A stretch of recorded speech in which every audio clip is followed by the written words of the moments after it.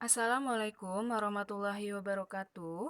Apa kabar anak-anak? Semoga kalian semua selalu dalam keadaan yang sehat.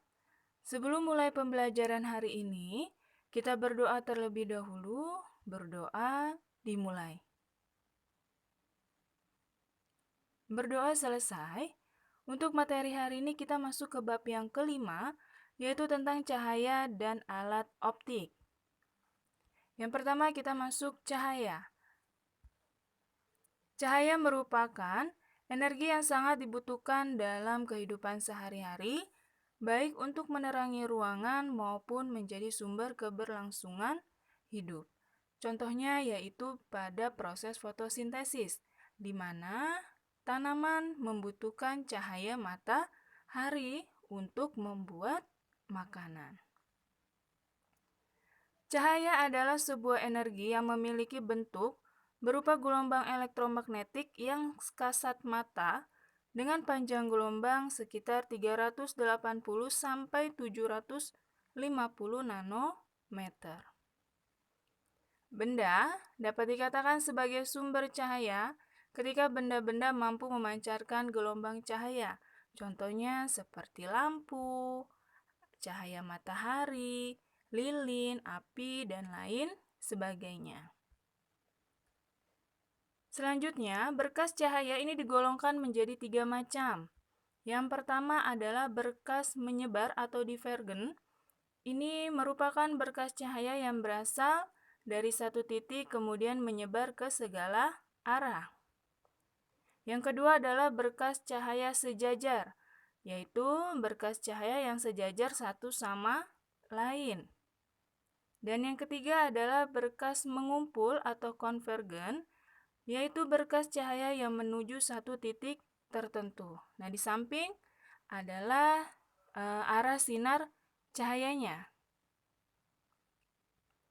Selanjutnya kita masuk ke sifat-sifat cahaya. Yang pertama adalah cahaya merambat lurus. Cahaya mempunyai sifat merambat lurus. Hal ini dapat dibuktikan dengan melihat berdasarkan dapat atau tidaknya benda dalam meneruskan cahaya. Contohnya pada cahaya merambat lurus yaitu sinar lampu senter yang merambat lurus, cahaya yang masuk pada celah ruangan seperti ventilasi atau jendela. Dan ini adalah contohnya. Yang kedua adalah cahaya dapat dipantulkan. Pemantulan atau refleksi ini merupakan proses terpancarnya kembali cahaya dari permukaan benda yang terkena cahaya. Pemantulan cahaya ini terdiri atas dua, ada pemantulan baur dan juga pemantulan teratur. Pemantulan baur ini merupakan pemantulan cahaya oleh permukaan yang tidak rata, contohnya seperti batu, aspal, dan juga air. Sedangkan pemantulan teratur ini merupakan pantulan cahaya oleh permukaan bidang pantul yang rata. Contohnya seperti cermin. Contoh dari cahaya dapat dipantulkan yaitu pantulan cahaya senter ke cermin. Di sini ada bunyi hukum pemantulan cahaya, di mana bunyinya adalah sinar datang, garis normal, dan sinar pantul ini terletak pada satu bidang datar. Dan yang kedua, sudut datang sama dengan sudut pantul. Nah, anak-anak, tolong diingat ya, hukum pemantulan cahaya. Yang ketiga adalah cahaya dapat dibiaskan. Pembiasan merupakan pembelokan arah rambat cahaya saat melewati dua medium yang mempunyai beda kerapatan. Contohnya, yang pertama yaitu kolam yang terlihat dangkal karena airnya jernih. Yang kedua, pensil terlihat patah saat dimasukkan ke dalam gelas bening berisi air jernih. Dan yang ketiga adalah ikan dalam akuarium terlihat lebih besar. Nah, ini contohnya pensil yang terlihat patah pada saat dimasukkan ke dalam gelas yang berisi air jernih. Selanjutnya yang keempat yaitu cahaya menembus benda bening. Sifat cahaya dapat menembus benda bening. Hal ini terjadi karena benda bening ini mampu meneruskan cahaya. Contohnya yaitu sinar atau cahaya dari lampu senter yang diarahkan pada benda bening. Lalu yang kelima adalah cahaya dapat diuraikan. Cahaya matahari yang biasa tampak terlihat berwarna putih, tapi sebenarnya cahaya matahari tersusun dari cahaya dengan berbagai warna atau polikromatis. Contohnya yaitu pelangi. Pelangi akan terlihat sehabis hujan. Jadi pelangi ini terbentuk dari cahaya matahari yang mengalami pembiasan oleh titik-titik air hujan. Dan sifat yang terakhir adalah cahaya merupakan gelombang elektromagnetik.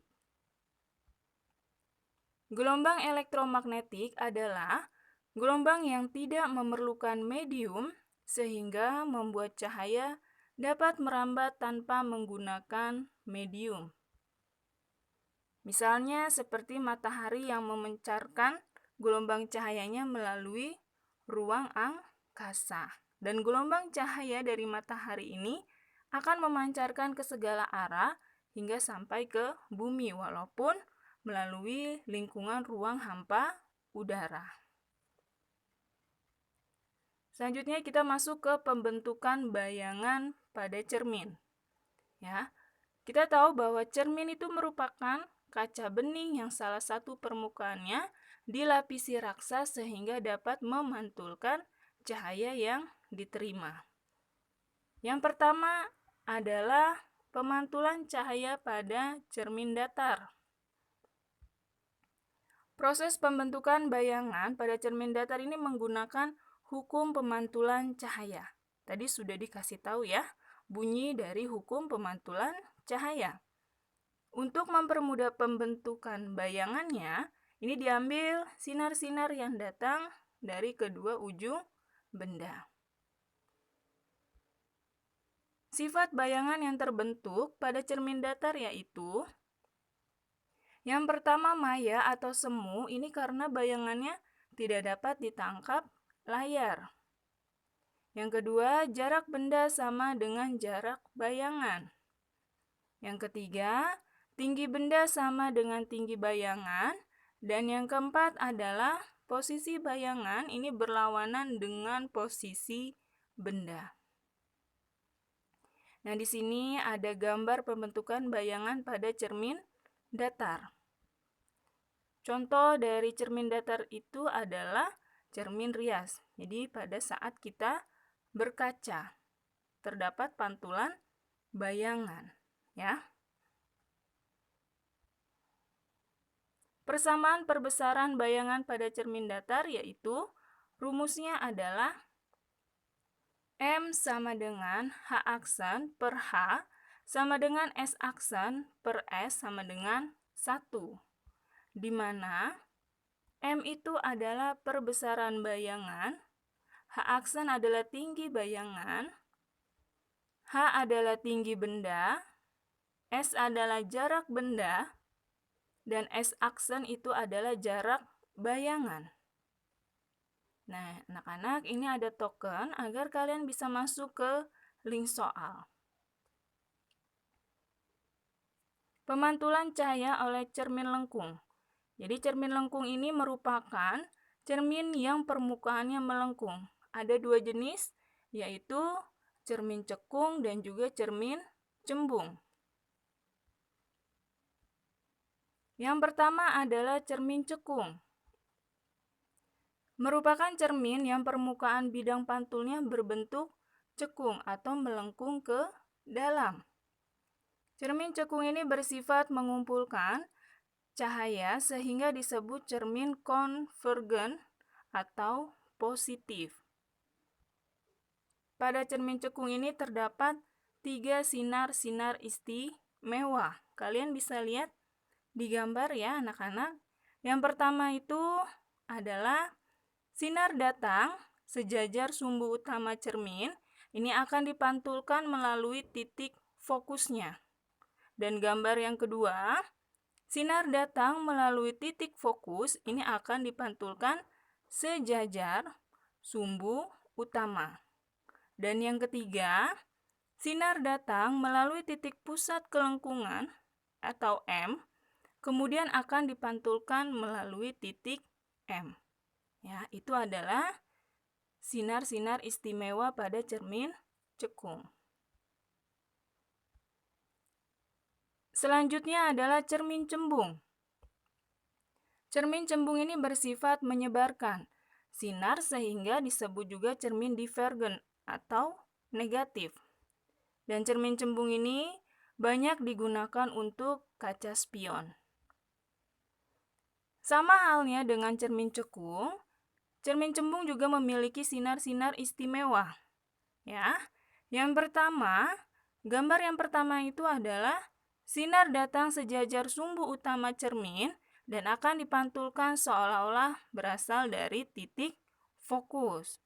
Dan gambar yang kedua, itu adalah sinar datang melalui titik fokus, kemudian akan dipantulkan sejajar dengan sumbu utama. Dan gambar yang ketiga, sinar datang menuju titik pusat kelengkungan, ini akan dipantulkan kembali. Ya, jadi seolah-olah besar dari titik pusat kelengkungannya. Ya. Lalu kita masuk ke lensa. Lensa ini merupakan benda bening yang memiliki permukaan berbentuk cekung atau cembung dan berfungsi untuk membiaskan cahaya. Lensa dibagi menjadi dua, ada lensa cekung dan juga cembung. Yang pertama ada lensa cembung. Jarak fokus dan jari-jari lensa cembung ini selalu bernilai positif, sehingga disebut juga lensa positif atau konvergen. Lensa cembung ini digunakan untuk orang yang mempunyai cacat mata hipermetropi atau rabun dekat, mikroskop, lup, kamera, dan juga teropong. Pada lensa cembung, ini terdapat sinar-sinar istimewa pada lensanya. Ya, kalian bisa lihat di gambar. Yang pertama itu, sinar datang sejajar sumbu utama akan dibiaskan melalui titik fokus atau f1 di belakang lensa. Dan gambar yang kedua, sinar datang ini menuju titik fokus di depan lensa atau f2, ini akan dibiaskan sejajar sumbu utama. Dan gambar yang ketiga, itu sinar datang melalui pusat optik lensa atau O, akan diteruskan tanpa dibiaskan. Nah, di sini anak-anak ada sifat-sifat bayangan pada lensa cembung. Kalian bisa lihat ya. Selanjutnya, kita masuk cekung. Lensa cekung atau lensa negatif divergen ada lensa yang bagian tengahnya lebih tipis daripada bagian pinggirnya. Ini biasanya digunakan untuk orang yang mempunyai cacat mata miopi atau rabun jauh. Sifat bayangan pada lensa cekung ini selalu maya, tegak, diperkecil, dan berada pada di ruang pertama. Sama dengan lensa cembung, lensa cekung juga mempunyai sinar-sinar istimewa. Ya, lihat di gambar yang pertama, sinar datang ini sejajar sumbu utama dan akan dibiaskan, jadi seolah-olah berasal dari titik fokus yang aktif atau f1 di depan lensa. Untuk gambar yang kedua, sinar datang seolah-olah menuju titik fokus atau f1 di depan lensa dan akan dibiaskan sejajar sumbu utama. Dan gambar yang ketiga, sinar datang melalui pusat optik lensa, ini akan diteruskan tanpa dibiaskan. Ya. Di sini ada persamaan yang berlaku pada cermin dan juga lensa, di mana rumusnya 1/S ditambah 1/S aksen sama dengan 1/F. Dan M sama dengan S aksen per S sama dengan H aksen per H. Keterangannya S itu adalah jarak benda, S aksen jarak bayangan, F adalah jarak fokus, M adalah perbesaran bayangan, H adalah tinggi benda, dan H aksen adalah tinggi bayangan. Jadi anak-anak, kalian hafalkan rumus ini ya. Dan ingat, hal yang harus diperhatikan tentang cermin dan lensa ini sebagai berikut. Cermin cekung atau lensa cembung fokusnya adalah positif, ya. Kalau cermin cembung atau lensa cekung, F-nya atau jarak fokusnya itu negatif. Bayangan nyata, ya, jarak bayangannya positif, sedangkan bayangan maya, jarak bayangannya adalah negatif. Jadi anak-anak, tolong diperhatikan ya. Lalu ada kekuatan lensa, ini adalah kemampuan lensa untuk mengumpulkan atau memancarkan cahaya. Jadi kekuatan lensa ini berbanding terbalik dengan jarak fokusnya. Dan di sini terdapat rumusnya. Jadi kekuatan lensa itu adalah P sama dengan 1/F, F-nya dalam meter, atau P sama dengan 100/F, tapi F-nya dalam sentimeter. Nah, anak-anak, materi hari ini sampai di sini. Minggu depan kita baru akan masuk ke perhitungan ya dari cermin dan juga lensa. Jadi Ibu minta belajar yang rajin dan juga tetap semangat. Ingat, jaga kesehatan kalian. Terima kasih, sampai bertemu minggu depan. Assalamualaikum warahmatullahi wabarakatuh.